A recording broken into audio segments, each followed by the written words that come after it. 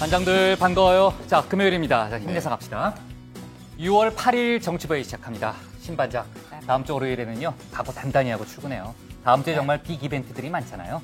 자, 그나저나 이제 북미 정상회담이 4일 앞으로 다가왔는데 트럼프 대통령이 오늘 이런 발언을 했어요. 그러니까 북미 정상회담에서 종전 합의에 도달할 수도 있다. 그런 발언이죠. 정확히는 종전 합의문에 서명을 할 수 있다. 아, 그래요? 라는 얘기를 했습니다. 제가 잘못 표현한 건가? 같은 얘기입니다. 예. 좀 더 정확한 표현이고요. 그리고 또 북미의 관계 정상화도 기대를 한다라고 했는데요. 뭐 트럼프 대통령 입에서 뭐 북미 수교 가능성 뭐 이런 것들 언급된 거 처음이고요. 이번 회담이 잘 되면 아예 김정은 위원장을 백악관으로 초청을 할 수도 있다. 뭐 이런 얘기를 했습니다. 네, 좋습니다. 전향적인 발언이 이어지고 있군요. 평반장, 지금 이제 사전투표가 진행 중이잖아요. 지방선거. 순조롭게 진행되고 있는 거죠? 네, 매우 무척 아주 순조롭게 잘 진행되고 있습니다. 지난번 4년 전 선거보다는 투표율이 좀 높습니까? 높게 나오고 있고요. 오후 5시 기준으로 7.9%입니다. 아, 그래요? 330명 이상 지금 투표를 했습니다. 네, 좋습니다. 우리 330명이요? 330만 명. 예, 우리 들어가서 얘기를 좀 이어갑시다. 갑시다.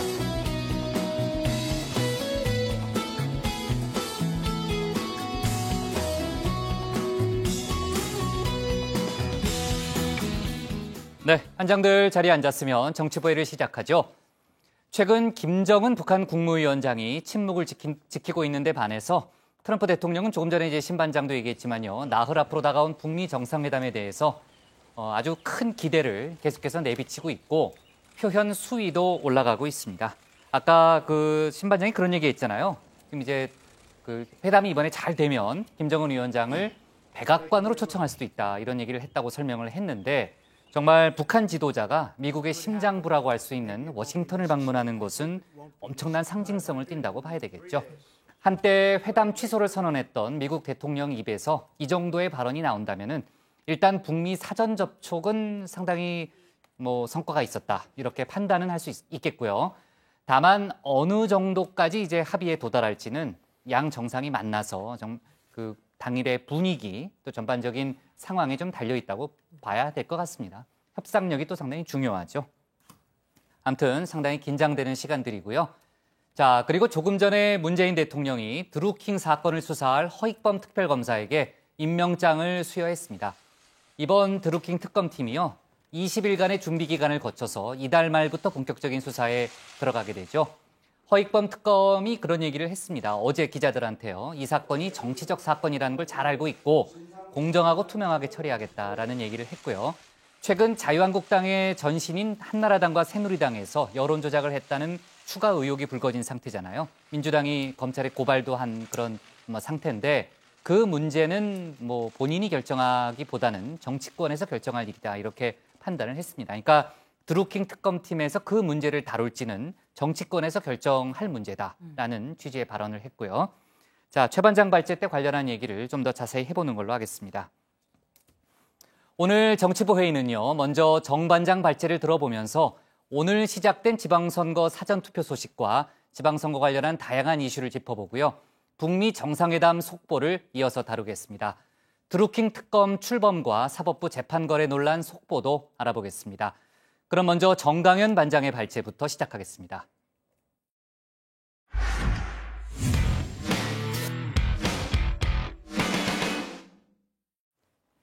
오늘부터 이틀 동안 6.13 지방선거 사전투표가 실시됩니다.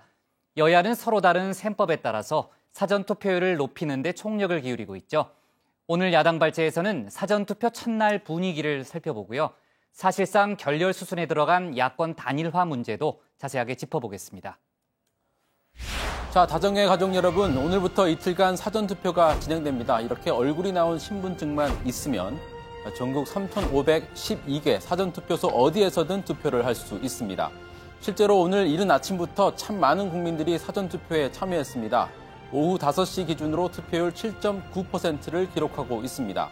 사전투표율은 매 선거 때마다 조금씩 높아지고 있습니다. 지난 대선 때는 20%를 훌쩍 넘기기도 했죠. 탄력만 받는다면 이번에도 20%를 넘어설 수 있을 거란 전망이 나옵니다. 일단 민주당 의원 5명은 사전투표율 20%만 넘어도 파란색으로 머리카락을 염색하겠다고 약속했습니다. 이건 현실화될 가능성이 좀 있어 보이고요. 만약에 30%까지 넘어버린다. 그러면 자유한국당 홍준표 대표가 아기상어 춤을 추겠다고 약속했습니다. 대표님 아기상어 댄스 추실 거예요? 사전 투표를 넘으면? 30분이요. 나는 춤은 못 추거든요. 춤은 못 추는데 사전 투표 30% 넘으면 우리가 이기죠. 자, 들으신 것처럼 홍 대표는 사전 투표율이 높게 나오면 자유한국당에 유리하다고 보고 있습니다. 보통 투표율이 높으면 진보 정당에 유리하다. 이게 통상적인 분석인데 이번엔 보수 정당이 투표 독려에 나선 겁니다. 자유한국당은 어제 사전 투표율 제고 차원에서 아기상어 댄스 무편집본을 추가로 공개하기도 했습니다. 한국당 기호 2번 엄마 바램 건강한 한국당 기호 2번 아빠 바램 자유한국당은 북미 정상회담의 파급력을 최소화한다는 의미에서 사전 투표율이 높게 나올수록 유리하다는 판단을 하고 있습니다. 반면 민주당은 젊은 층의 참여율이 높아질 것으로 보고 사전투표 독려 운동을 펼치고 있죠. 서로 다른 이유로 사전투표율 독려에 나서고 있는 상황입니다. 자, 이유와 어찌됐든 투표율 높이자는데 반대할 사람은 아무도 없을 겁니다. 여야 지도부도 투표율을 높이자는 취지에서 전국 각지에서 사전투표에 참여했습니다. 오늘 아침에는 문재인 대통령도 대통령으로선 사상 처음으로 사전투표에 참여했습니다. 역시 투표율을 높이는 차원이었는데 문 대통령이 방문한 투표소에서 우리가 간과하고 있던 문제와 마주쳤습니다. 장애인들이 투표소 구조나 투표용지 구성이 장애인 신체엔 불편하다면서 대통령에게 문제 해결을 요청했습니다. 문 대통령은 잘 살펴보겠다는 약속을 했습니다. 잘 살펴보겠습니다. 실제로 투표권은 있어도 접근하기가 어려워서 이해하기가 어려워서 사실상 참정권이 제대로 보장되고 있지 않다. 그 말씀입니다. 쉬운 투표 공보물과 쉬운 투표 용지가 나왔으면 좋겠습니다. 그리고 악수 한번 영광입니다. 자, 오늘 주요 후보들도 사전투표에 나섰습니다. 제가 특히 주목해서 봤던 건 서울시장 후보들이었는데요. 모두 9명이 출마했죠. 이 가운데 민주당 박원순 후보는 일찌감치 사전투표를 했는데 김문수, 안철수 이 두 후보가 사전투표를 하느냐 이건 정치적으로 굉장히 중요한 문제였습니다. 누구든 사전투표에 먼저 나선다면 사실 후보 단일화 논의를 접겠다는 뜻으로 읽힐 수밖에 없기 때문이죠. 그런데 자유한국당 김문수 후보가 오늘 아침에 사전투표장의 모습을 드러냈습니다. 아니나 다를까 단일화는 이제 물 건너 갔다는 투로 이런 이야기를 했습니다. 단일화를 하는 데는 이 손바닥이 마주쳐야 되는데 서로 영 다른 방향을 치고 있는 것 같아요. 자, 그런데 바른미래당 안철수 후보 측에선 완전히 가능성이 사라진 건 아니라는 말이 나왔습니다. 단, 당대당 통합은 안 되고 김문수 후보가 양보해야 한다는 게 조건입니다. 김문수 후보의 결단의 문제입니다. 오늘 저녁이라도 결단을 할 수 있고 그러면은 사전투표가 모든 것을 다 결정하는 건 아니니까 아직도 기회는 있다 이렇게 생각합니다. 하지만 현실적으로 단일화는 무산됐다고 보는 게 맞을 것 같습니다. 안철수 후보나 손학규 선대위원장이 끝까지 타진해보는 것도 사실 쉽지 않습니다. 당내 반발 때문입니다. 바른미래당 내부엔 자유한국당과 단일화 논의를 하는 것 자체가 해당 행위라는 주장까지 나오고 있습니다. 추악한 정치 구판을 짜놓은 이 꾀에 저희 바른미래당 안철수 후보가 지금 끼어들었는데 두 정당의 후보 단일화나 연합 내지는 통합 이야기는 꿈에도 상상할 수 없는 도저히 묵인할 수 없는 아주 큰 해당 행위다. 자, 사전투표가 시작된 날 서울시장 야권 후보 단일화도 사실상 무산됐습니다. 오늘 야당 기사 제목은 이렇게 정리하겠습니다. 6.13 사전투표 첫날 무산된 야권 단일화. 네, 금요일에 특별한 정치와 음악의 만남 금요 정다방입니다. 오늘은 여러분들이 목소리만 들어도 아실 만한 분이 사연과 신청곡을 보내왔습니다. 안녕하세요. 방송인 박경림입니다. 정치부 회의 제가 자주 챙겨보고 복부장님, 양반장님, 정반장님 다 너무 좋아하는 애청자인데요. 제가 오늘 하고 싶은 말이 있어서 정다방에 사연과 신청곡을 보냅니다.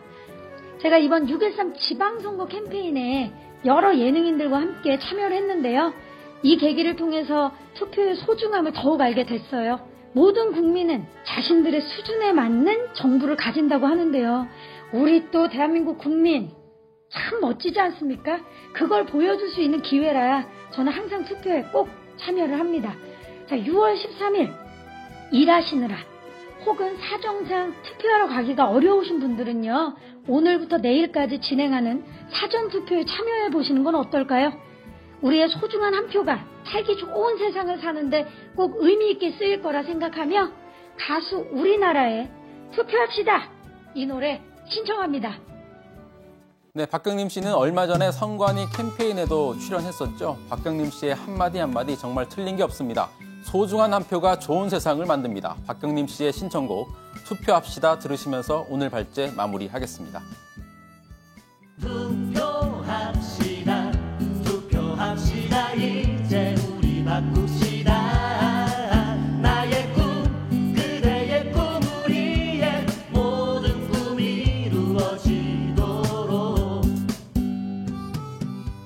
네, 이번 이제 6.13 지방선거 전에 워낙 이제 대형 이슈들이 많아가지고요. 선거 열기가 뜨지 않는다라는 얘기를 많이 했었잖아요. 근데 그것에 비해서는요, 지금 투표율만 보면 선거 열기가 그래도 살아있다, 뭐 이렇게 좀 얘기할 수 있을 것 같아요. 어제도 저희가 좀 부분적으로 그 얘기를 했지만요. 지금 여야 모두 사전 투표율이 높으면은 자기들한테 유리하다 이렇게 보고 있는 거죠, 신반장. 네, 그래서 뭐 여야 지도부가 모두 이른 아침부터 뭐 사전 투표에 직접 참여하는 등의 투표율 높이기에 나섰습니다. 좀처럼 선거 분위기가 뜨지 않고 또 부동층이 많은 상황에서 이른바 집토끼를 최대한 투표장으로 끌어내는 게 유리하다는 판단을 서로 하고 있는 거죠. 뭐 민주당은 문재인 대통령의 여전히 70%를 웃도는 지지율을 기록하고 있는 만큼 투표율이 높을수록 민주당에 유리한 결과로 이어질 것으로 예상하고 있습니다. 추미애 대표는 오늘 호남 지역 지원 유세에 나섰는데요. 내일은 고향인 대구에서 사전투표를 하고 티키 지역을 돌면서 유세에 나설 계획입니다. 자유한국당 역시 사전투표 적극 독려하고 있습니다. 물론 민주당과는 전혀 다른 이유 때문인데요. 이 북미 정상회담이 13일 선거 당일도 이어질 수 있는 상황이기 때문에 최대한 사전투표에 많은 지지층을 끌어내는 게 유리할 거라는 그런 판단에서인 거죠. 홍준표 대표 송파구 잠실 인근에서 사전투표 마친 뒤에 서울역으로 이동을 해서 사전투표 독려 캠페인 펼쳤는데 홍 대표는 또 선거 분위기를 끌어올리는 차원에서 중단했던 지역 유세 다시 시작하기로 했습니다. 네, 다른 야당들도 사전투표율을 끌어올리기에 총력전을 펼치고 있는데요. 유승민 바른미래당 공동대표는 대구에서 김영기 대구시장 후보와 함께 사전투표에 참여를 했습니다. 민주평화당 조배숙 대표와 장병환 원내대표 등 지도부는요, 민주당과 접전을 벌이고 있는 전남 목포에서 투표에 참여를 했습니다. 그리고 정의당 이정미 대표도 인천에서 사전투표에 참여를 한 뒤에 정의당으로 제1야당을 교체해달라라고 목소리를 높였습니다. 네, 사전투표가 시작되기 전까지도 관심을 모았던 게 서울시장 후보들 간의 야권 단일화 문제였잖아요. 왜냐하면은 단일화 효과를 보려면은 아무래도 사전투표 전에 단일화가 이루어져야 하기 때문에 그런 문제였는데 아까 이제 자유한국당 김문수 후보가 이제 사전투표를 하는 장면을 저희가 봤잖아요. 뭐 세상 일이라는 게 100%라는 게 없으니까 저희가 뭐 단정적으로 얘기할 수는 없지만요. 사실상 물 건너갔다. 네. 이렇게 정치권에서는 보고 있는 거죠. 그렇습니다. 사전투표가 이제 진행이 되고 있기 때문에 이제는 단일화가 된다고 하더라도 효과가 반감이 될 수밖에 없습니다. 그런 상황에서 김문수 후보가 사전투표에 먼저 나섰다는 것, 뭐 앞으로 더 논의할 필요도 없다는 뜻으로 읽히기에 충분하죠. 실제로 오늘 김 후보가 서로 영 다른 방향으로 손뼉을 치고 있다면서 사실상 무산됐다 이런 뜻을 나타내기도 했습니다. 게다가 얼마 전에는 안철수 후보를 향해서 결단을 내려달라 이렇게 단일화 요구를 했던 홍준표 대표, 오늘은 전혀 다른 이야기를 했습니다. 들어보시죠. 단일화를 하는 것은 정도가 아닙니다. 또 안철수 후보, 김문수 후보는 이념과 정책이 다른 분입니다. 정도가 아닌 길로 선거를 치르는 것은 그것은 옳지 않습니다. 네, 홍준표 대표의 좀 달라진 발언만 보더라도 단일화에 대한 기대를 좀 접은 듯한 그런 좀 뉘앙스가 좀 느껴지고요. 근데 아까 그 손학규 선대위원장의 모습을 보니까요. 아직도 단일화에 대한 좀 뭐라 그럴까 가능성이 남아있다. 그런 취지로 얘기한 거 아니에요? 맞습니다. 지금 100% 단일화가 무산됐다. 이렇게 단언하기는 좀 힘들겠죠. 아주 희박하긴 하지만 6월 13일 본투표 직전에 단일화가 성사될 수도 있는 거고요. 그래서 손학규 위원장이 그 불씨를 살리려고 노력을 하고 있는 건데 사실상은 어려운 상황이긴 합니다. 최근 단일화 논의가 오가면서 바른미래당 내부에서도 반발이 상당했습니다. 때문에 손학규 위원장도 당대당 통합은 아니다. 김문수 후보가 양보해달라라는 주장을 하고 있는 건데 자유한국당은 단일화를 향후 정계 개편의 고리로 삼으려고 하고 있어서 양측이 타협이 될 여지가 거의 없는 상황입니다. 사실 안철수 후보의 고민도 바로 그 지점과 상당히 비슷한데요. 단일화 없이 완주를 하자니 패배할 가능성이 있고 그렇다고 자유한국당이 말하는 통합까지 받아주면서 단일화에 나설 수도 없는 어떻게 보면 진퇴양난 상황에 빠졌다 이렇게 말씀드릴 수 있겠습니다. 어제부터 김동철 원내대표를 비롯해서 박주선 공동대표까지 공개적으로 안 후보의 단일화 논의를 비판하고 있기 때문에 사실상 더 이상 안 후보가 단일화 이야기를 꺼내기도 쉽지 않은 그런 상황입니다. 안 후보는 오늘도 표에 의한 단일화라는 기존 입장만 되풀이했습니다. 네. 자, 두 후보의 단일화, 현재 분위기로서는 사실상 어렵다 이렇게 판단이 되지만 저희가 아직 본투표까지 한 5일 정도 시간이 남았으니까요. 극적인 또 반전이 있을 수도 있는 거 아니겠습니까? 상황을 좀 더 지켜보는 걸로 그렇게 정리를 할게요. 자, 오늘 야당 기사 제목은요. 이렇게 가겠습니다. 사전투표 첫날 야권 단일화 사실상 무산으로 잡겠습니다. 다음은 신혜원 반장의 발제를 들어보겠습니다.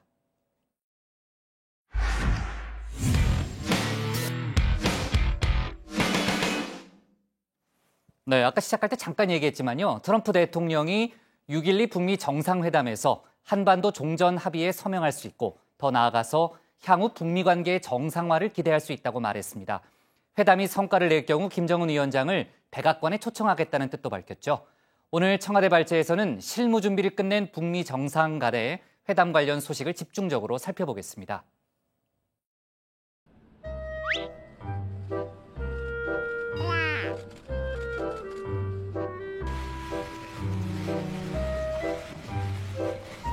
I think I'm very well prepared.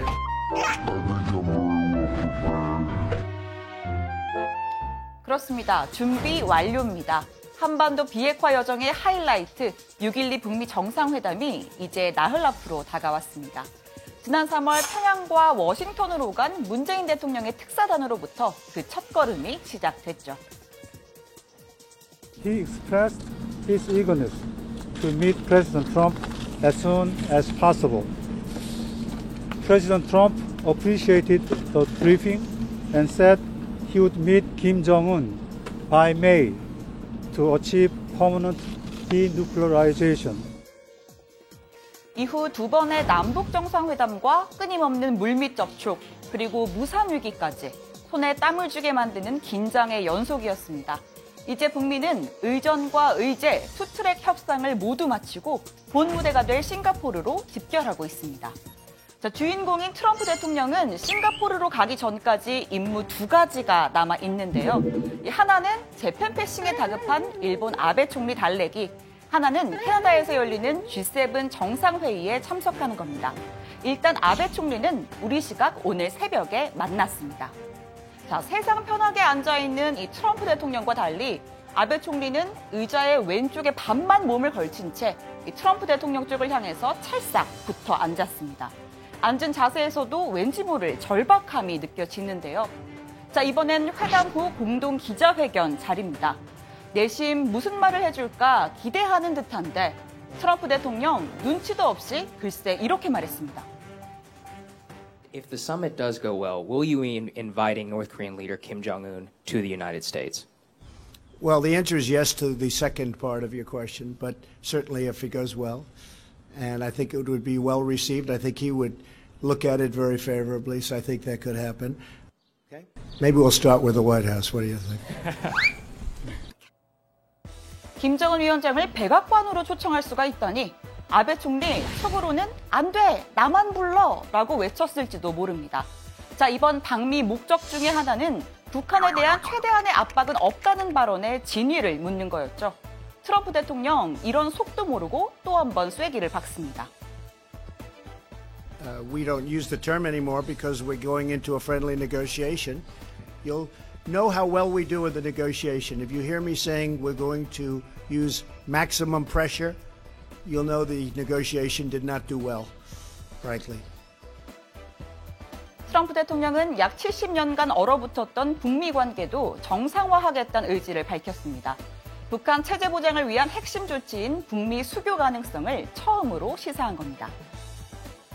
Normalizing relations is something that I would expect to do, I would hope to do when everything's complete. We would certainly hope to do that.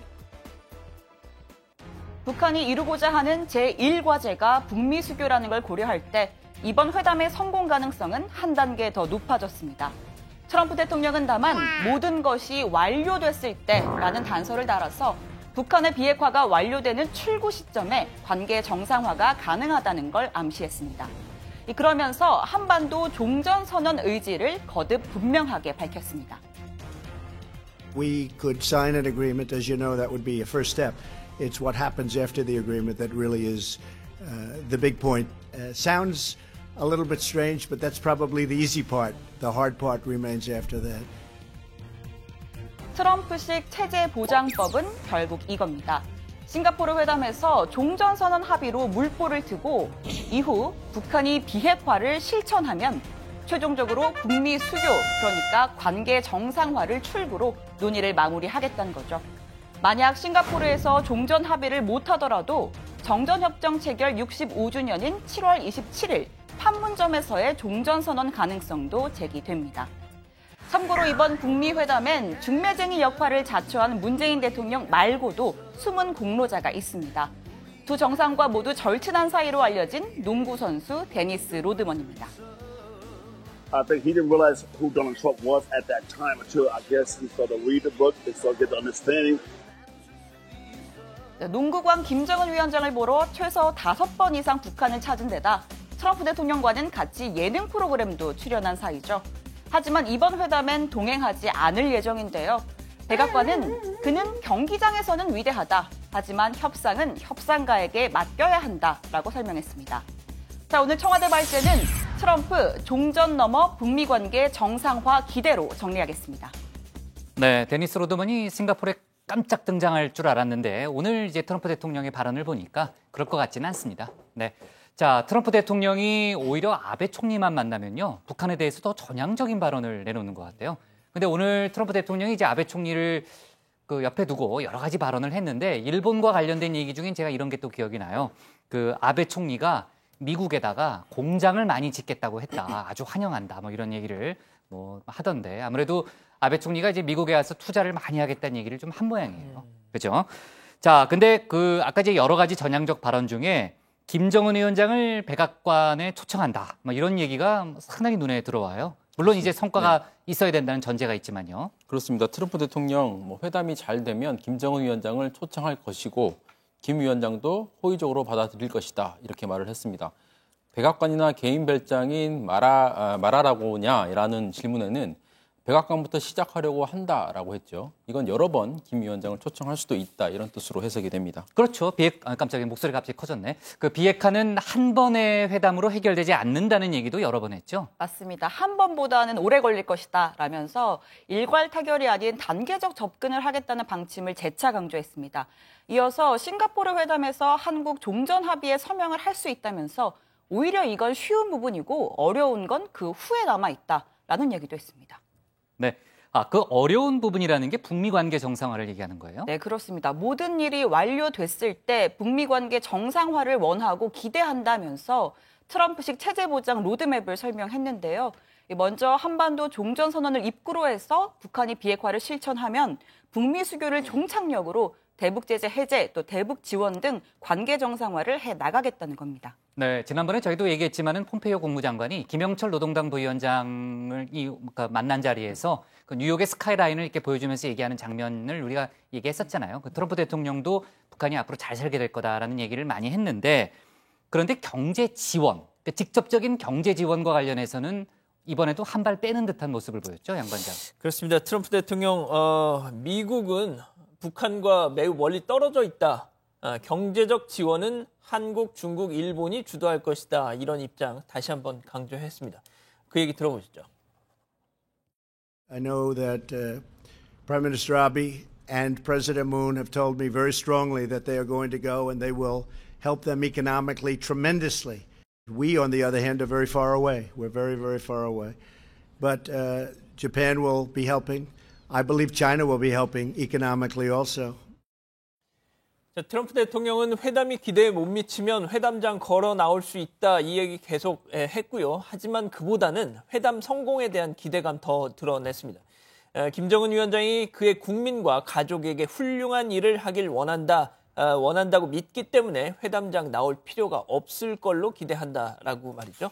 또 지난번 북한 김영철 위원장이 전달한 김정은 위원장의 친서에 대해서는 매우 따뜻하고 매우 멋진 편지였다. 감사하다 이런 소감도 밝혔습니다. 네, 지금 이제 아베 총리가 급하게 미국에 간 것은 재팬 패싱 논란이 좀 거셌기 때문이라고 볼 수 있잖아요. 그러니까 아베 총리도 워싱턴까지 찾아간 보람은 있어야 될 텐데 트럼프 대통령이 납치자 문제는 이번에 북미 정상회담에서 거론하겠다고 한 거죠? 네, 트럼프 대통령이요. 아베 총리가 납북자 문제에 대해 많은 이야기를 했다면서 나는 아베 총리의 바람을 따를 것이고 북한과 분명히 그것에 대해 논의할 것이라고 밝혔습니다. 아베 총리는 그 1977년에 납북된 것으로 알려진 당시 13살 소녀 메구미의 사연을 거론하면서 납치자 문제를 호소했는데요. 아베 총리는 나는 북한과 직접 만나 대화하고 납치 문제가 빨리 해결되기를 원한다면서 이를 위해 모든 가능한 수단을 동원할 것이다라고 말하기도 했습니다. 네, 상황이야 뭐 얼마든지 바뀔 수는 있지만요. 지금 이제 4일 남은 상황에서 본다면은 지금 싱가포르에서 남북미 연쇄회담이 열리기는 조금 어렵다라고 보는 시각이 많아요. 대신 폼페이오 장관이요. 그 이번 북미 정상회담이 끝나면은 그 한중일을 돌면서 브리핑을 한다면서요? 네, 폼페이오 장관이 오늘 백악관에서 기자회견을 했는데요.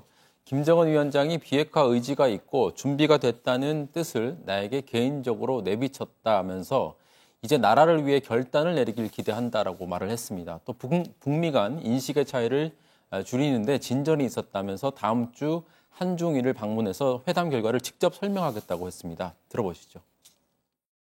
I will be traveling to meet with my Japanese and South Korean counterparts after the summit to continue to coordinate with them. I will also stop in Beijing following the Singapore summit. I will provide them with an update and underscore the importance of fully implementing all sanctions that are imposed on North Korea. 네, 기자회견을 하던 도중에 볼턴 보좌관과의 불화설 관련 질문도 나왔는데 폼페이오 장관이 근거 없는 소설이고 우스운 얘기다라고 일축을 했습니다. 다만 우리는 각자 견해를 제시할 뿐이고 대통령도 그걸 원한다면서 견해차가 있다는 것 자체는 인정을 했습니다. 네, 자 신반장 지금 이제 북미 회담이 4일밖에 안 남았는데 싱가포르에 지금 이제 북미 관련 인사들이 다 집결하고 있는 상태죠? 네, 이 판문점에서 의제 협상을 벌였던 미국 측 대표 성김 대사 또 북측의 최선희 부상이 곧 싱가포르로 향할 예정이라고 합니다. 또 이미 싱가포르에서 의전 협상을 마치고 베이징의 모습을 드러냈었던 김창선 부장 다시 싱가포르로 입국했는데요. 바로 싱가포르로 다시 갔다 오세요? 맞습니다. 네, 세인트 레지스 호텔로 이동하는 모습이 포착이 됐는데 이곳이 아마도 김정은 위원장의 숙소로 낙점이 된 걸로 보입니다. 네, 지금 이제 그런 얘기가 많이 나오던데 그러면은 이제 회담장하고요. 그 미국, 북한 측 숙소가 어느 정도 결정이 된 거예요?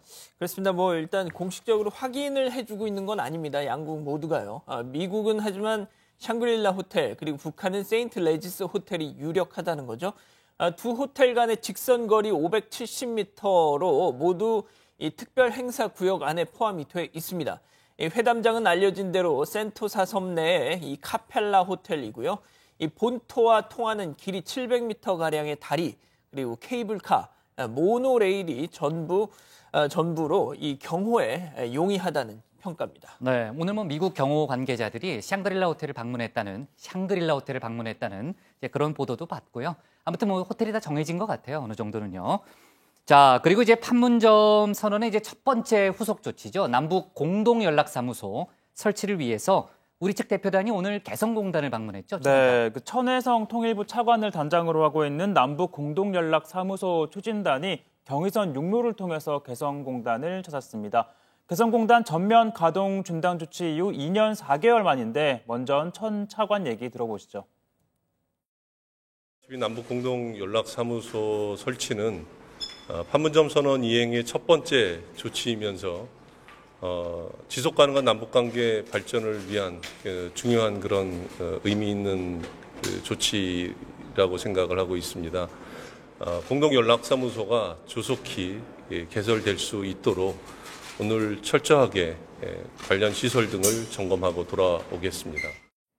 추진단은 청와대와 현대아산, KT 개성공업지구지원재단 등 14명으로 구성이 됐는데요. 기존 남북교류협력회의 사무소와 숙소, 지원센터 등을 살펴보고 통신시설 등을 점검한 뒤에 귀환할 예정입니다. 설치 장소가 확정이 되고 공사가 시작이 되면 정부는 우리 측 인원이 상주하는 임시사무소를 먼저 이달 중에 가동한다는 계획입니다. 네. 자, 이제 4일 앞으로 다가온 북미 정상회담, 특별한 변수는 없어 보이지만요. 저희가 이제 상황을 좀 예의주시해야 될 것 같고, 트럼프 대통령이 일요일에 온다는 걸로 일단 알려져 있잖아요. 싱가포르 오늘 매체를 보니까 조금 빨리 올 수도 있다, 이런 얘기도 있던데, 저희가 관련한 얘기는 다음 주 월요일에 또 해보게 되니까요. 여기서 좀 정리를 해보겠습니다. 자, 오늘 청와대 발제는요. 트럼프 종전 넘어 북미 관계 정상화 기대로 정리하겠습니다. 다음은 양원보 반장의 발제를 들어보겠습니다.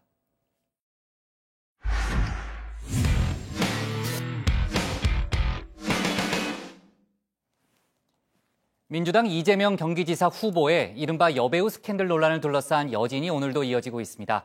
어제까지 소설가 공지영 씨의 폭로, 김부선 씨의 녹취록 관련 공개가 있었는데 당사자인 이재명 후보가 오늘 사전투표를 하면서 관련 사실을 강하게 부인했습니다. 라디오에 출연해서는 사진이 있다면 갖고 와보라면서 억울함을 피력했죠. 오늘 양 반장 발제에서는 관련 소식과 여러 가지 정치권 뉴스를 함께 알아보도록 하겠습니다.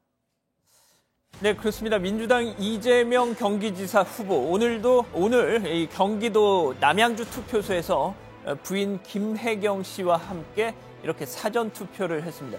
이른바 여배우 스캔들에도 불구하고 두 부부 정말 평소보다 더 밝은 모습으로 이렇게 투표를 하는 모습이 잡혔는데요. 자, 투표를 마치고 취재진과 그 여배우 스캔들 문제에 대해서 입을 열었습니다. 잠깐 들어보고 가시죠. 근거 없는 마타도와 낭설들이 너무 난무하고 우리 국민들의 판단을 흐리려는 시도가 많긴 하지만 사실이 아닙니다. 제 아내도 옆에 있지만. 네. 네, 제 아내도 옆에 있지만.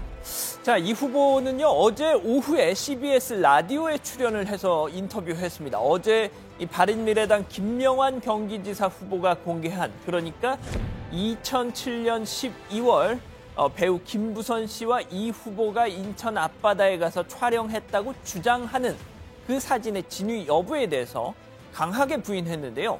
자, 이 후보 이렇게 얘기했습니다. 주장만 하지 말고 같이 찍은 사진 있으면 직접 한번 내놔라 말이죠. 이렇게 말입니다. 그냥 내시면 됩니다. 아니, 있으면 이때까지 왜 안 냈겠어요? 근거가 있으면 근거를 내면 되죠. 자, 또 있습니다. 소설가 공지영 씨가 어제 오후 시사인 주진우 기자에게서 전해 들었다면서 밝힌 내용. 그러니까 주진우 기자 김부선 하고의 문제 때문에 요새 골머리를 많이 앓았는데 다 해결됐다. 우리가 겨우 막았다. 라고 한 이 발언을 폭로한 데 대해서는 이재명 후보, 그건 나도 모르겠다. 이렇게 선을 그었습니다. 그때 당시 주진우 기자하고 통화를 하거나 그랬던 일도 없고 그쪽에서 사과하니까 그걸로 종결했던 거가 전부입니다. 자, 그렇다면 또 다른 당사자 주진우 기자는 지금 어떤 상황일까요? 주진우 기자 현재까지는 묵묵부답입니다. 고소당할 수 있으니 상대 남성이 이재명이 아니라고 하라는 그 조언을 하는 통화 녹취, 또 오늘 그 문자 메시지까지 공개가 됐는데요.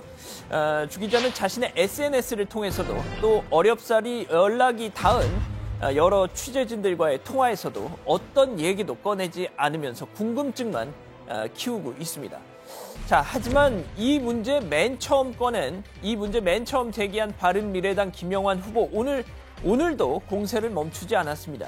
자, 여배우 스캔들 진실을 알고 있는 사람이 수십 명이다 라고 주장을 하면서 빨리 진실을 말하라 촉구하더군요. 특히 김영환 후보가 지목한 사람 바로 방송인 김어준 씨였습니다. 자, 김어준 씨가 2010년 한겨레 신문 김어준이 만난 여자에서 김부선 씨 인터뷰하면서 이재명 후보와 스캔들 문제에 대해 얘기를 다 들었음에도 침묵하고 있다는 거였습니다. 이 문제를 종결할 수 있는 종결자가 김어준이라는 분이 말씀하시면 돼요. 그때 인터뷰할 때 이것이 이재명인가 아닌가만 말하면 되는 거거든요. 자, 하지만 김어준 씨 역시 최근 자신이 진행하는 라디오 시사 프로그램에서 유독 이재명 후보 관련된 논란만큼은 다루지 않는다는 지적을 받고 있습니다. 자, 오늘도 마찬가지였습니다. 그런데 오늘 김어준 씨가 진행하는 방송에 출연했던 자유한국당 나경원 의원, 이게 우연이었는지 고의였는지 진행자 김어준 씨 앞에서 이 문제를 불쑥 꺼냈던 거죠. 김어준 씨 반응 과연 어땠을까요? 경기는 지금 이재명 후보에 대한 도덕성 문제가 이제 여기에다 이제 여배우 사건까지 이제 이거는 김영환 후보가 공격하던데 그래서 그거 한번 좀 보면은 좀 그거 다 약간 해명이 많이 잘 돼서 경기지사가 많이 선거가 굉장히 핫한 선거가 될 것 같고요. 많이 유권자들의 마음 경남과 경기를 바라보십니까? 그리고 이제 서울. 자, 들으신 대로 김어준 씨는 끝내 이재명 후보 문제는 거론하지 않았습니다. 자, 어쨌든 유권자들은 혼란스럽습니다. 빨리 이 문제가 명쾌하게 진위 여부가 가려져서 말끔한 기분으로 투표장에 갈 수 있게 되기를 바라고 있겠죠. 자, 오늘부터 들으신 대로 사전투표 진행이 되고 있죠. JTBC가 중앙선거관리위원회와 함께 애플리케이션 하나를 만들었습니다. 자, 앱 이름이 보시는 대로 착한 후보인데요. 사전 투표하러 가시기 전에 선거 공보물을 보실 시간이 없었다. 선거 공보물 챙겨보는 걸 깜빡했다. 그러시면 투표소로 걸어가시는 그 잠깐 동안에 이 앱 다운받아 보십시오. 무료입니다. 자, 검색창에 동네 이름을 입력을 하시면 출마자 주요 공약, 전과 유무 등등 그 자리에서 확인하실 수 있습니다. 자, 이름이 착한 후보라. 그렇다면 나쁜 후보들은 검색이 안 되는 것이냐 궁금해하시던데 그냥 말이 그렇다는 겁니다. 자, 오늘 준비한 소식은 여기까지입니다. 네. 자, 아까 이제 이재명 경기지사 후보 사전투표 영상을 보셨지만요. 부인 김혜경 씨와 함께하면서 제 옆에 아내가 있다 이런 발언을 했잖아요. 그러니까 부부간의 이제 굳은 신뢰를 보여주면서 지금 이제 김영환 후보가 제기한 여러 가지 문제들에 대해서 정면 돌파하겠다는 의지를 내비쳤다고 봐야 되는 거죠. 네, 어제 오늘 인터넷에서 굉장히 화제가 되고 있는 영상이 하나가 있는데요. 지난 5일에 열렸던 2차 경기지사 TV토론회가 끝나고 세트장 뒤편에서 벌어진 일입니다. 여배우 스캔들 문제를 놓고서 바른미래당 김영환 후보와 이재명 후보가 날선 공방이 있었는데 이재명 후보가 세트장을 나오자마자 부인 김혜경 씨가 보란 듯이 이렇게 남편 손을 꼭 잡고 팔짱을 끼면서 참지 마라라고 말하는 장면이 잡힌 거죠. 더 세게 받아치라는 주문이 아니었나 싶더라고요. 네, 저도 그 영상을 봤는데요. 누구죠? 김혜경 씨가 김영환 후보를 상당히 싸늘한 시선으로 보는 듯한 이제 그런 표정도 좀 기억이 나고요. 지금 민주당의 반응은 입장은 어떤 거예요? 일단 민주당의 주장은 이겁니다. 대세에는 지장이 없다라는 건데요. 김부선 씨와의 문제, 새로울 것도 없는 데다 흑색 선전이라는 겁니다. 하지만 그러면서도 이 문제에 당 차원의 대응에 나설 생각은 없어 보입니다. 이 후보 캠프에 전적으로 맡기겠다는 것인데요. 다만 신경 쓰이는 대목은 정작 이 문제에 가장 예민하게 반응을 하고 있는 게 친문 성향의 지지자들이라는 건데요. 당에서도 문재인 정부에 힘을 실어주는 차원에서라도 대승적으로 도와달라라고 호소하는 중이라고 합니다. 네, 그러니까 민주당에서는 대세에 지장이 없다, 마타도어다 이렇게 보고 있는 거군요. 자유한국당 쪽에서는 어떻게 반응하고 있어요? 예, 오늘 자유한국당 홍준표 대표가요, 이재명 후보만 콕 집어서 비판을 했습니다. 여배우 스캔들 논란은 아니었고요. 욕설 동영상 문제였는데 그 동영상을 보고도 그 사람을 찍는다면 비정상이다라고 주장을 한 겁니다. 그리고 자유한국당에 따르면 당 홈페이지에 그 욕설 파일을 올린 데 대해서 선관위에서 선거법 위반을 단정키 어렵다는 유권 해석을 받기도 했다고 합니다. 네. 홍준표 대표 얘기가 나와서 말인데요. 어제 홍 대표가 외신 기자클럽 간담회를 했잖아요. 저희가 어제 부분적으로만 얘기를 좀 해봤는데 거기서 한 발언 때문에 오늘 추미애 민주당 대표와 설전이 오갔다. 이런 공방이죠. 공방이 오갔다는 얘기가 있던데 이게 어떤 내용이에요, 정확히? 예, 홍준표 대표가 어제 모두 발언을 했는데 이런 내용이 있었습니다. 미북 정상회담에서 반드시 북핵의 완전하고 영구적인 폐기가 약속돼야 하고 종전선언이 이루어지는 것을 반대한다. 종전선언은 완전한 비핵화 달성 이후가 가장 좋다 한 겁니다. 또 막대한 통일 비용 문제가 들 것이다. 막대한 통일 비용이 들 것이다라고 얘기를 하면서 우려를 표하자 프랑스 기자가 아니 그러면 홍준표 대표는 한반도의 영구 분단을 바라는 거냐라는 질문까지 받았다고 하더라고요. 아 그래요? 그러니까 추미애 대표가 뭐라고 얘기를 한 거죠? 네, 오늘 목포 유세에서 홍 대표를 강하게 비판을 했는데요. 외신 기자를 상대로 회담 파기를 언급하면서 한반도를 넘어 국제적 망신을 초래하고 있다면서 한반도 평화 열차가 달리는데 브레이크를 걸려는 야당은 아베 신조 일본 총리와 뭐가 다르냐라고 비판을 한 겁니다. 또 이제는 아예 반미 선봉에 설 듯한 태도로 노골적으로 국익마저 훼손하고 있다라고도 했습니다. 네. 자, 오늘 박근혜 정부 시절 전경련을 통해서요. 보수단체에 수십억 원대 자금 지원을 한 혐의로 기소됐던 김기춘 전 비서실장 관련 재판이 있었는데 좀 특별한 내용이 나온 게 있어요? 예, 7차 공판이었는데요. 김기춘 전 실장이 보수단체에 대한 전경련 자금 지원이 전에도 있어 왔다고 해서 위법한 것인 줄 몰랐다라고 주장을 했습니다. 또 전경련을 협박해서 돈을 받아내라라고 한 적도 없다고 주장했습니다. 네, 함께 재판에 넘겨진 조윤선 전 수석, 전경련 자금 지원에 큰 문제의식이 없었다. 구체적인 내용을 묻지도 보고받지도 않았다라면서 혐의를 부인했고요.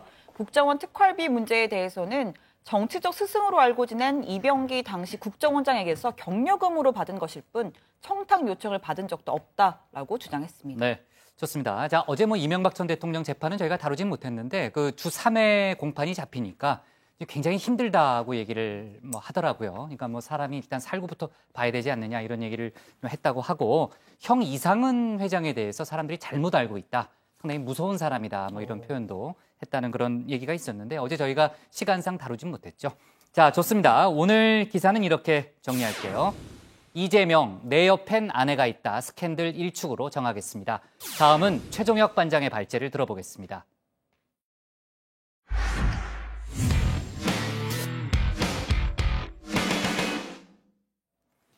문재인 대통령이 조금 전 드루킹 댓글 조작 사건을 조사할 허익범 특검에게 임명장을 수여했습니다. 준비 기간을 거쳐 이달 말부터 최장 90일 동안 수사를 진행하게 되죠. 한편 재판 거래 의혹 관련해서는 사법부에서 형사조치 여부를 놓고 고참급 판사들과 일선 판사들의 입장차가 엇갈리는 등 결국은 김명수 대법원장의 고심이 깊어지는 모양새입니다. 오늘 최 반장 발제에서는 특검 출범 소식과 또 사법부의 내용을 함께 짚어보겠습니다. 문재인 대통령은 허익범 특검에게 임명장을 수여한 뒤 비공개 환담회를 가졌습니다. 이 자리에서 문 대통령은 법과 원칙에 따라 잘못을 밝히고 책임을 물어야 한다라고 했고요. 허 특검은 기계 조작으로 여론을 왜곡하는 건 부정부패보다 더 큰 범죄라고 말했습니다. 문재인 정부 첫 특검에다 우여곡절 끝에 국회의 문턱을 넘은 만큼 특검호의 방향키를 쥔 허 특검의 어깨에는 많은 짐이 놓여 있는데요. 신중 또 신중한 입장이었습니다. 제가 아직 밝힐 그런 단계가 아니기 때문에 그것도 인사 문제여서 비밀입니다. 앞에 일정은 비밀입니다. 그건 밝힐 수가 없습니다. 근데 식사들은 하신 거예요. 커피 한잔 하실래요? 와이어리스 챙기셔야 될 것 같아요. 제가 특검을 처음 해봤어요.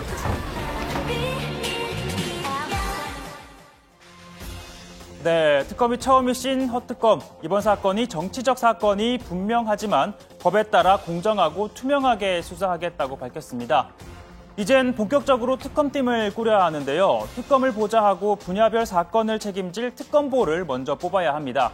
허 특검이 6명을 추천하면 문재인 대통령이 3명을 임명하게 됩니다. 같이 이제 일할 분들 또는 또 일하고자 하는 의욕이 있으신 분들이 또 의외로 많이 있으시더라고요. 그래서 그런 분들하고 같이 한번 잘 팀을 꾸려볼 생각입니다. 국민들의 관심이 높은 사건인 만큼 수사 진행 상황을 브리핑할 대변인도 중요합니다. 기억하시겠지만 국정농단 박영숙 특검팀의 입은 패션왕, 매너왕으로 불렸던 이규철 특검보였죠. 허익범 특검은 특검보 3명 가운데 선임에게 공보를 맡길 방법을 구상하고 있다고 합니다.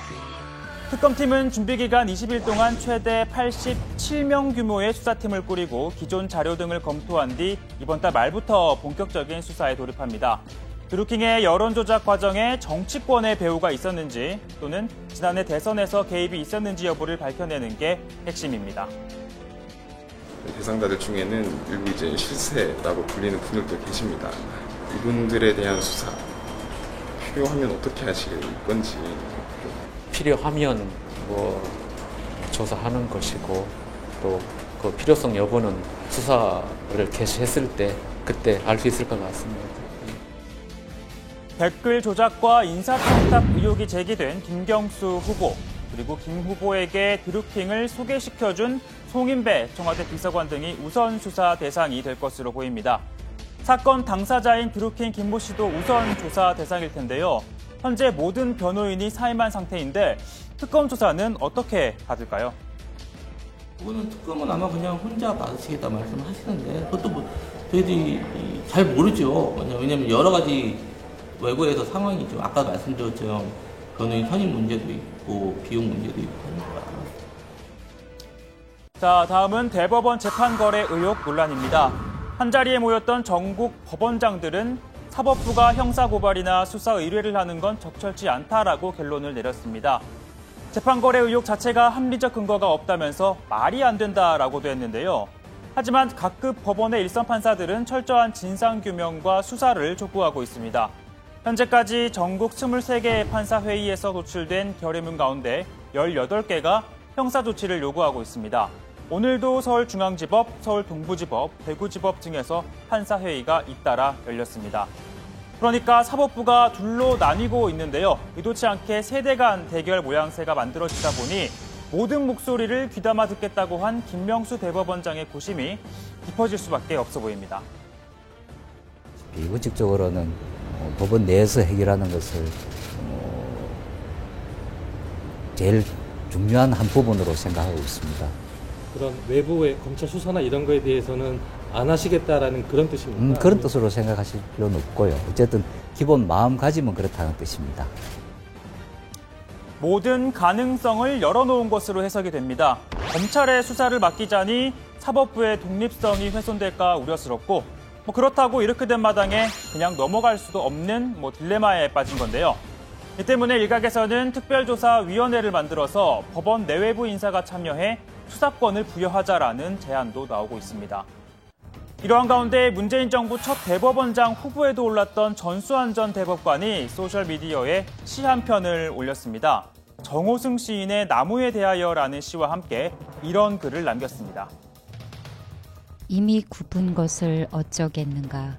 하늘을 향해 다시 뻗거나 포기하고 바닥을 기거나 가지치기를 당하거나 그 또한 나무의 선택인 것을 벌목만은 피해야겠지.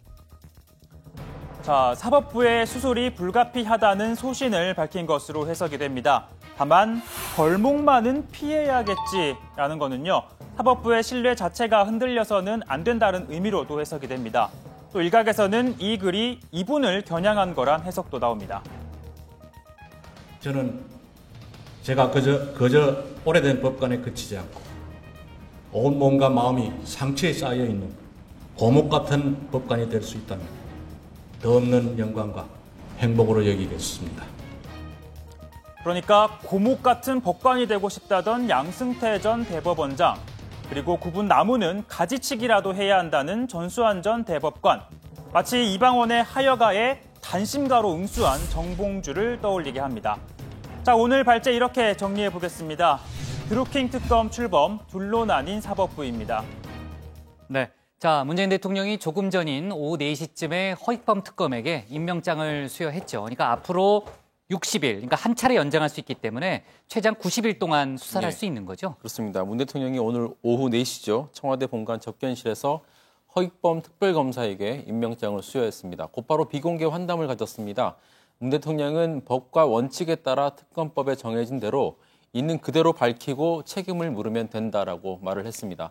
또 과거 특검이 권력형 비리를 수사의 대상으로 했다면 이번은 다른 차원이다면서 민주주의의 토대인 여론을 조작하는 방법으로 공론을 왜곡하고 조작했다는 의혹에 대해 진실을 밝히는 게 이번 특검의 임무라고 했습니다. 이에 대해 허 특검은 여론과 민의는 민주주의의 근간으로 그걸 기계 조작으로 왜곡한다면 민의가 제대로 전달되지 못한다고 생각한다며 이는 부정부패보다 더 큰 범죄라고 생각한다라고 답을 했습니다. 당장 이 특검보 인선에 돌입을 해야 하는데요. 그렇죠. 이 허 특검은 같이 일하고자 하는 분들이 의외로 많다. 특검보 인선이 예상보다 진척이 있다 이렇게 밝혔습니다. 이 특검 수사의 실무를 지휘하게 될 특검보들의 역할이 중요한데 이 허 특검 인연이 있다거나 같이 근무한 것에 국한하지 않는다. 사건의 특성이 있으니 잘 적응하고 파헤칠 수 있는 분을 추천하겠다는 뜻도 밝혔습니다. 수사가 쉽지 않을 거다 이런 취재진의 질문에는 그러니까 특검하는 거 아니겠냐 이런 답도 내놨습니다. 수사라는 게 살아있는 유기체 같은 것이기 때문에 쉬운 수사가 어디 있겠습니까? 또 쉽지 않을 것이니까 특별검사까지 임명한 거 아니겠습니까? 수사의 구체적인 내용에 관해서는 제가 아직 밝힐 그런 단계가 아니기 때문에 그건 차차 얘기하도록 하겠습니다. 네, 오늘 임명장을 받을 때 했던 아까 정 반장이 소개했던 발언 같은 걸 들어보면은 본인이 상당히 열정을 갖고 일하겠다라는 의지를 분명하게 밝혔다고 볼 수 있는데 일단 허익범 특검호에 대한 정치권 반응 일단 궁금하고요. 저희가 이제 어제 그저께 한나라당, 새누리당이 여론 조작을 했다는 의혹을 받고 있다는 부분에 대해서 자세하게 다뤘잖아요. 관련해서 민주당은 특검이 그 문제, 그러니까 한나라당, 새누리당의 매크로 의혹까지도 같이 다뤄야 한다는 주장을 계속해서 내놓고 있는 거죠. 네, 맞습니다. 민주당은 허 특검이 공안통 이력의 소유자라는 점을 지적하면서 과거 뉴라이트 단체 연합 법률 자문단 소속이었다는 점을 문제 삼았습니다. 그러면서 자유한국당의 전신인 한나라당과 새누리당의 과거 대선과 지방선거 당시 매크로 여론조작 의혹을 지적했고 특검도 이를 외면해서는 안 된다라고 주장했습니다.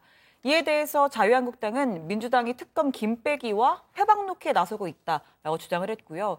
그러면서 드루킹 사건은 검경의 부실 수사로 증거인멸이 우려되는 만큼 하루라도 빨리 특검을 가동시켜야 한다고 요구했습니다. 네, 수사 범위를 넓히는 데 대해서 허익범 특검도 입장을 밝혔는데요. 거기에 대해서 정치권이 결정한 일이라면서 신중한 입장을 보였습니다. 왜냐하면 현행 특검법에서는 수사 범위를 드루킹 수사 과정에서 인지된 관련된 사건으로 명시를 하고 있기 때문인데요. 그러니까 민주당의 요구대로라면 과거 한나라당이나 새누리당의 사건이 포함이 되려면 정치권에서 특검법을 개정을 해서 관련된 사건을 수사 범위에 추가하는 방식으로 이루어져야 할 것으로 보입니다. 네, 자 이제 대법원의 재판 거래 논란 관련한 얘기를 좀 해보면은 어제 이제 법원장 회의에서는요 형사 조치까지는 부적절하다 이런 의견이 많이 나왔잖아요. 그 사실상의 결론에 이를 얻는데 지금 일선 판사들의 판사회의에서는 연일 수사 촉구 목소리가 나오고 있는 그런 상황 아니겠습니까? 관련해서 법원노조 간부가요 양승태 전 대법원장의 고발을 촉구하면서 단식 농성에 들어갔다는 그런 소식도 있더라고요. 네, 그렇습니다. 법원노조 박정열 서울중앙지법 지부장이 오늘부터 서초동 법원 종합청사 로비에서 양 전 대법원장에 대한 김명수 대법원장의 형사 고발을 촉구하면서 단식 농성에 들어갔습니다. 서울고법 부장판사들이 양 전 대법원장에 대해서 법관 조직이 수사를 요청하는 건 부적절하다고 결정한 데 대한 반발로 전해지고 있는데요. 법원노조는 심각성을 인지하지 못하는 서울고법 부장판사들의 반성을 촉구한다면서 김 대법원장이 형사 고발을 할 때까지 단식 농성을 계속하겠다고 했습니다. 자, 그리고 정부 운영에 이 사법부가 협력한 사례로 거론됐던 밀양 송전탑 사건, 제주 강정마을 사건 이 재판과 관련한 이 밀양 제주 주민들도 오늘 대법원을 찾았습니다. 주민들의 삶을 송두리째 바꾼 판결을 협력 사례로 자화자찬하고 또 이 재판 거래 수단으로 여겼다는 사실에 분노를 느낀다 이렇게 비판을 했는데요. 자, 밀양 대책위원회는 오늘 검찰에 양승태 전 대법원장 등을 고발했고요.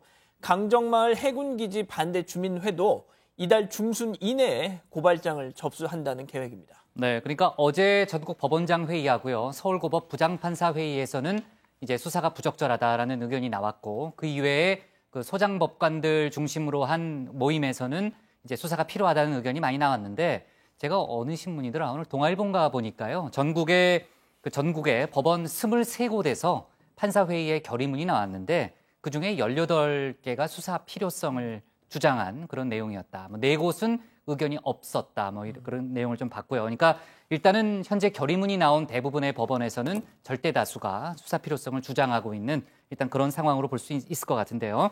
자, 지금 이제 상고법원 도입을 반대했다는 이유로 법원행정처로부터 재산 내역 등을 뒷조사당한 지금 의혹을 받고 있는 그 판사가요. 유엔의 사법농단 사태에 대한 진정을 제기했다는 소식도 있더라고요. 네, 차성한 판사인데요. 어제 유엔 인권이사회의 법관과 변호사 독립에 관한 특별 보고관에게 이메일을 통해서 긴급 진정을 제출했다고 밝혔습니다. 전국 대법원장들이 사법부에서 고발, 수사 의뢰를 하는 건 적절치 않다는 입장을 낸 직후인데 이 차 판사는 참담한 마음으로 그 내용을 명문으로 번역해서 유엔에 이메일을 보냈다라고 설명했습니다. 차 판사가 공개한 진정문에는 국제인권법 연구회에 대한 행정처의 사찰, 행정처와 청와대의 재판거래 의혹 등이 사법부 자체 조사로 드러났다면서 이러한 행위들이 법관의 독립, 또 표현의 자유 등을 침해했는지 객관적인 의견을 내달라는 내용이 담겼습니다. 네, 지금 뭐 전국 법원에서 회의는 이어지고 있지만요. 아무래도 이제 최대 분수령이 될 시점은 다음 주 월요일, 이제 11일에 전국 법관 대표 회의가 열리잖아요. 이제 거기서 이제 대표자들이 전국 법원의 대표격을 가진 또 이제 그 소장 법관들이 모여서 의견을 나눌 텐데 지금 결과를 예단할 수는 없지만 아마 수사 필요성을 주장하는 의견이 좀 많지 않겠느냐라는 그런 전망이 일단 나오고 있는 상황입니다. 그러니까 이런저런 의견들을 다 종합해서 김명수 대법원장이 다음 주 후반 정도에는 고발 여부를 결정하지 않을까라는 그런 전망이 법 쪽에서 좀 나오고 있고요. 자, 주제를 좀 바꿔봐서요. 오늘부터 박근혜 전 대통령의 국정농단 재판 관련한 항소심 재판이 이제 본격적으로 시작이 됐습니다. 그 박 전 대통령은 나오지 않았고요. 그러면은 다음 재판부터 또 계속 벌써로 진행이 되는 거예요. 네, 일단 1심에서 징역 24년 그리고 벌금 180억 원을 선고받았었잖아요. 그렇죠. 검찰 측 항소로 인해서 항소심이 진행이 되고 있는데 첫 공판에서도 역시나 불출석 통지서를 제출하고 나오지 않았습니다. 형사소송법에 따라 다음번 기일에도 출석을 하지 않으면 벌석으로 재판을 할 수 있는데요. 다음 기일은 22일 오전 10시에 열립니다. 근데 오늘 이와는 별개로 서울중앙지법 민사법정에서는요. 박근혜 전 대통령을 상대로 시민들이 국정농단 사건으로 인해서 정신적 피해를 입었다면서 제기한 손해배상 소송의 첫 재판이 열렸는데 그런 재판이 있었어요? 네, 21명의 그 시민들이 1인당 150만 원을 박근혜 전 대통령을 상대로 청구를 했던 사건입니다.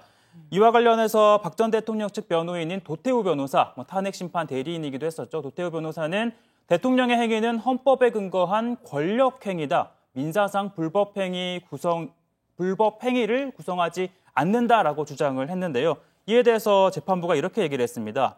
그렇게 주장하는 건 좋은데 왜 권력행위라는 것인지를 입증해야 할 것이다라면서 박근혜 전 대통령의 1심 재판 판결문을 증거로 제출을 하라라고 요구를 했습니다.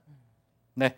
자, 관련한 제가 계속해서 이제 북미 정상회담 관련 속보가 들어오는지 좀 보고 있는데 아직까지는 특별한 뉴스는 없네요. 그리고 그 국사편찬위원장이 그 국정교과서 문제에 대해서 이제 오늘 그 부당한 지시를 거부 못했다라면서 사과했다는 그런 내용도 좀 들어왔고요. 그 지난번에 저희가 한번 다뤘었던 5.18 그 성폭행 관련 의혹에 대해서도 오늘 진상조사단이 출범했잖아요. 현판식도 있었고요. 앞으로 관련해서 속보가 많이 나올 것 같으니까 그쪽도 저희가 좀 신경을 써야 될 것 같습니다. 자, 오늘 기사 제목은요. 자, 이렇게 정리할게요. 허익범 특검 임명, 본격 준비 착수로 잡겠습니다. 자, 그리고요. 오늘이 이제 저희가 6.13 지방선거를 맞아서 한 끼 정치 특집으로 저희가 이제 준비를 쭉 해서 지금 이제 4번의 방송이 나갔는데 오늘이 이제 마지막 시간입니다. 이제 정의당이 남았죠. 강지영 아나운서가 이제 현장을 갔다 왔는데 누구를 찾아갔는지 한번 보면서 제가 얘기를 좀 나눠보죠. 안녕하세요. 이게 뭐예요? 아, 내 차례구나. 고양시 손예진을 찾아라. 손예진 씨 맞나요? 저 너무 좋아하는 손예진 씨.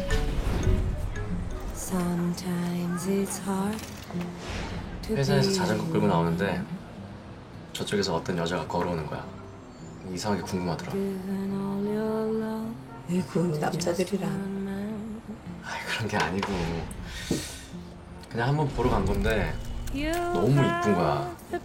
와, 괜찮다 하는 순간. 심상정 의원? 내가 알던 심상정 의원 맞나? 그래서 실망했습니까? 같아. 아이고 더워라. 아우 더워, 아우 더워. 아이고 아이스커피. 아우. 야, 터틀넥의 검은 색깔 자켓이어가지고 엄청 더우실 것 같은데. 오늘의 주인공 정의당 공동선대위원장 심상정 의원. 네, 드디어 한 끼 정치 마지막 시간입니다. 오늘은 정의당의 공동선대위원장 심상정 의원과 함께합니다. 드라마 좀 보셨어요, 위원님? 한 두세 번 봤어요. 네. 제가 밥 잘 사주는 누나가 되고 싶거든요. 그냥 누나, 예쁜 누나. 밥도 잘 사주면서 예뻐야 예뻐 보이겠지. 근데 밥 잘 먹는 러블리한 누나. 심상정 위원장이 준비한 오늘의 한 끼는 바삭바삭 치킨. 저희는 밤에 이 치킨 시켜놓고 JTBC 봐요. 그래서 오늘 강정 씨 와서 친언니 영접을. 자, 하나 드시고. 다리 좋아하는. 다리 좋아하세요?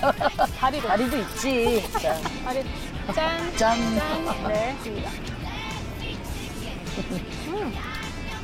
아, 요즘 선거운동을 다니까 밥을 안 줘. 먹고 살자고 하는 건데. 5분이라도 더 잡아 놓으려고 시간 꽉 채워가지고 그러다 보면 다음 행선지 시간이 늦으니까 밥을 못 먹고. 치킨을 먹다 보니까 생각났는데 치킨 광고 찍으셨잖아요. 아, 갑자기. 여기에 치킨 왔습니다.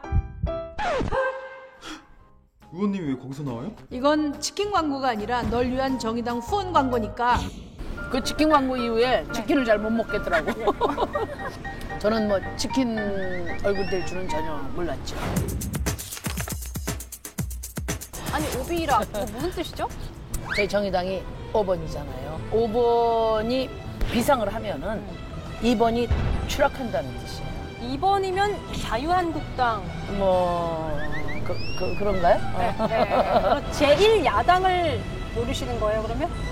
저희 이번 지방선거의 핵심 목표는 정의당이 제1야당이 되는 겁니다. 정의당이 제1야당이 되면 자유한국당을 제끼고 제1야당. 정의당이 제1야당이 되면 기승전 정의당. 네. 이 지역 주인공은 나야 나. 네. 되게 주요 지금 핵심으로 보고 계신 곳이 있잖아요. 저희는 광주 호남입니다. 제가 또 호남 선거대책위원장이거든요. 네. 호남 그 시민들의 삶이 지금 제일 어렵습니다.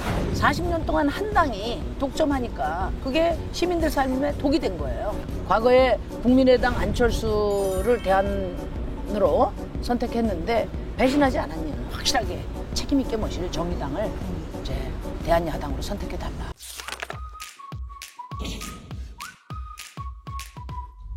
정의당은 들어본 적 있어요? 아니요, 정의당.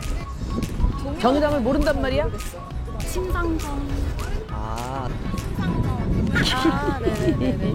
심상정 노회찬에서 벗어나서 새로운 약간 젊은 신인분들을 조금 더 옆에서 스포트 해주시거나 사회 소수들에 관한 그런 공약이나 이런 걸 펼치시기 때문에 많은 분들이 관심을 안 가져주시는 것 같아요. 좀 되게 좋은 말이고 바른 말이지만 좀 실현 가능성이 떨어지지 않나.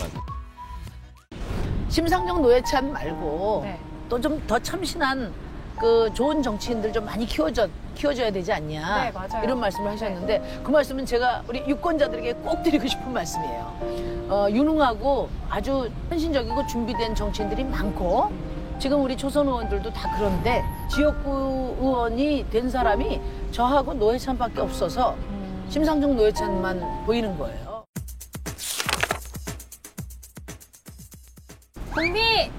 복미. 저희 정치부에서 밀고 있는 유행어인데. 영미. 사실 지금 복미 돌풍이 불고 있기 때문에 지방선거가 조금 빛을 발하지 못하고 있잖아요. 네, 지방선거도 중요하다. 주민들께 그렇게 말씀드리고 있고요. 평화는 문재인 대통령에게, 지역 정치, 민생은 우리 정의당이 책임지겠습니다. 차별화된 전략이 그럼 필요할 것 같아요. 덕전고투하고 있어요. 저희는 뭐 가진 게 많지 않으니까 온몸으로 하여튼 투표일까지 열심히 뛰겠습니다.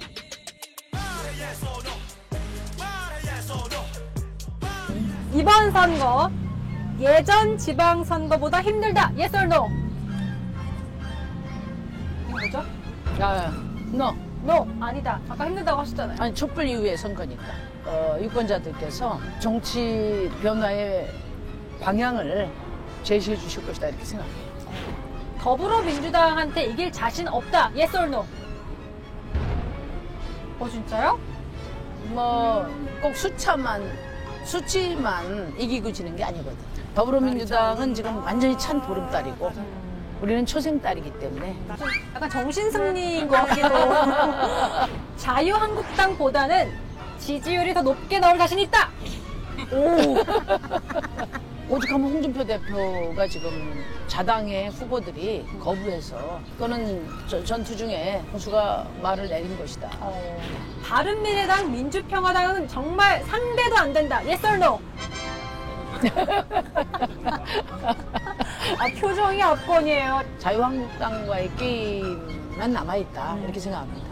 김고은 아이유한테 미안하다. Yes or no?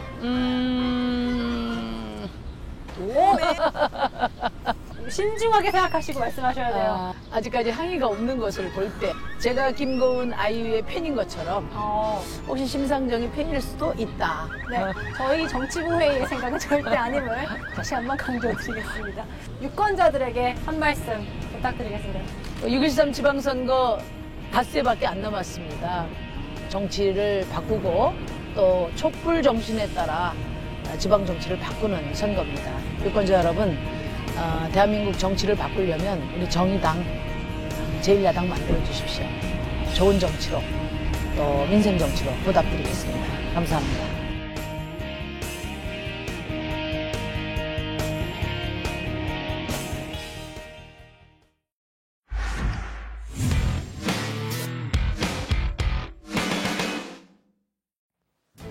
오늘 저희가 고른 한 컷은 참얼구 미 대사관 돌진한 정부 중앙부처 간부입니다. 여성가족부 과장급 간부가 동승자 한 명을 태운 채 미국 대사관 정문으로 돌진했습니다. 동승자는 부상을 입었고 그는 현행범으로 체포됐습니다. 음주 측정 결과 술은 마시지 않은 것으로 확인이 됐고 현장에선 미국에 망명하고 싶다는 발언을 여러 차례 한 걸로 알려졌습니다. 경찰은 이 간부가 과대망상증으로 치료를 받은 전력이 있다는 진술을 했다고 밝혔는데요.